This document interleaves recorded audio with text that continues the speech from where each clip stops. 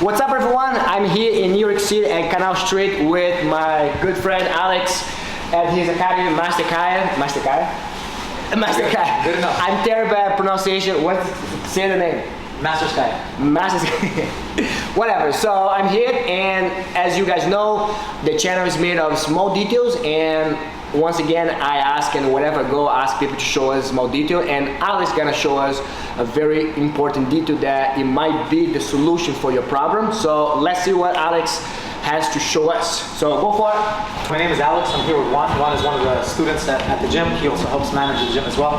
We're going to talk about the belly button concept. It's something that we discuss quite often, and I'm going to show you how you're able to use your belly button offensively and defensively for success. So one position that a lot of people know and play is the single leg X or the ashigarami. So let's discuss how this looks in relation to when Juan is going to be on his knee. So let's say he's on one knee and I'm in my single leg X guard. So a very popular position. So when we're playing single leg X guard, we want to put all the weight on the person's back leg to make the near leg light.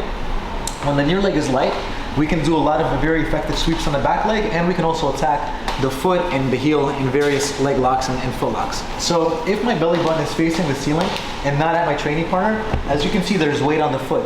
So for sure, it looks like really good, it's very solid, but the likelihood of me sweeping, scoring, or submitting my partner is going to be very low.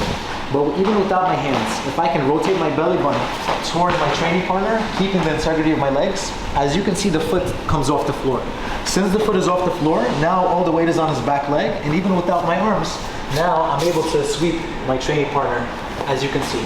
Obviously, when I'm doing this position, of course, I'm using my arms. So for example, let's say I had a foot lock grip, all right, and now I'm able to, for example, put in my shallow X, I'm able to kick out the knee, I'm able to build my base, and I'm able to start to go for sweeps. Furthermore, if the foot's on the floor, this is one of his best defenses, get any foot lock. It's going to be very difficult for me to finish a foot lock on him. But if I'm able to turn my belly button, as you can see, the foot is floating.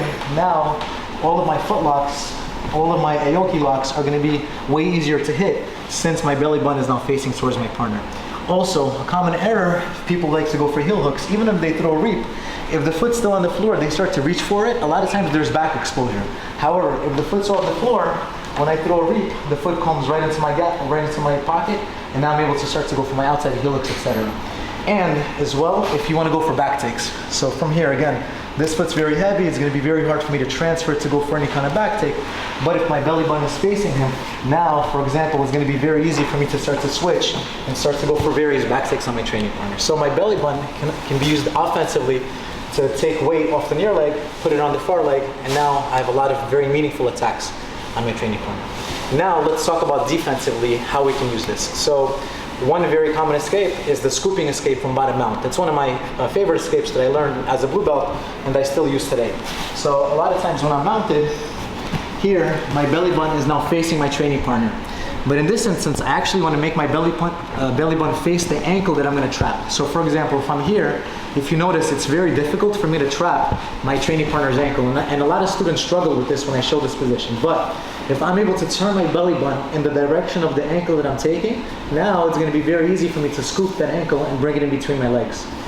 Of course, I have to have my frame in order to do this. So once I have my frame, again, I can make this leg straight, but a lot of my students struggle because they're not turning their belly button, they're not turning their hips. But the second they turn their hips, now you don't need to have much mobility or flexibility. It's going to be very easy to scoop the ankle and now do your standard knee elbow escape.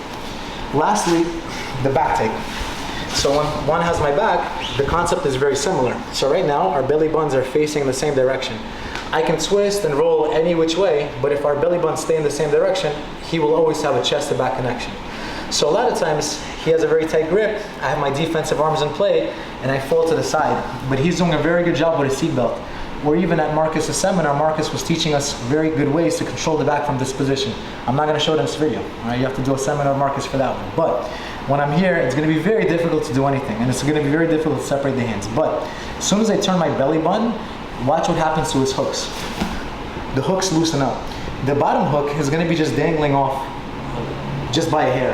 Now a lot of times I'm able to even use my hand to step my hips over. A lot of times Juan is going to start to take mount and look at my belly button now. As soon as I get to my single leg X guard, again I'm facing my belly button towards my training partner. So here I use it defensively, and now I can use it offensively as well. This would be very different if I did it like this.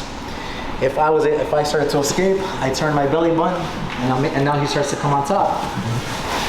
This is good, but now my belly button is facing the ceiling. It's good, but as you can see, there's a lot of weight in this leg, and then sometimes even he can do a very good job of going into these different kinds of smash passes. So off of my escape, I want to go straight into the correct direction. So once I'm here, I have my defensive hands, I fall to the side, I bring my heels close to my butt, belly button, he feels like he's losing it, he's gonna come on top. As soon as he comes on top, now I fire this away. The likelihood of passing my guard is now way less, and the likelihood of me submitting him is now gonna be way greater if I have a nice attack when I go into my single leg exercise. So these are 3 examples. There are many other examples, but again, your belly button is central to your hips. So depending on where your belly button turns, that's where your hips are going to be turning. And as we know, the hips are a crucial part of our jiu-jitsu game. Big thank you to Marcus, big us for the channel, and hope to see you guys both in New York City and training with Marcus.